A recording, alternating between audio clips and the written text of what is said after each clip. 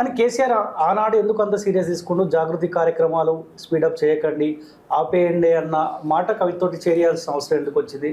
అంటే కవిత చేసే కార్యక్రమాలు ఆనాడు టీఆర్ఎస్ పార్టీకి ఇబ్బంది ఎదురైతే అన్న ఆలోచన బాగానే కవితకు సీరియస్ 100% నియోజకవర్గాలలో ఎమ్మెల్యేల వాళ్ళు చేసే కార్యక్రమాల కంటే కూడా జాగృతి చేసేటువంటి కార్యక్రమాలు చాలా బలంగా ఉండే వాస్తవంగా.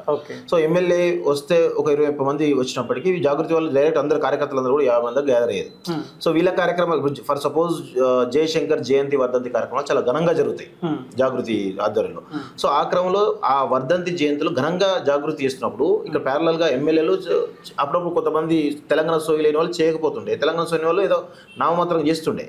ఇక్కడ జాగృతి పెద్ద ఎత్తున చేస్తున్నప్పుడు ఆటోమేటిక్ గా ఆ డివిజన్ పడ్డది, మాకంటే పెద్దగా వీళ్ళు చేస్తారా అనేటువంటి అప్పుడే తెలంగాణ జాగృతిని కంట్రోల్ చేయని చెప్పేసి సీఎంకి అప్పుడున్నటువంటి కేసీఆర్కి పెద్ద ఎత్తున ఎమ్మెల్యే నుంచి ప్రెషర్ ఉంది.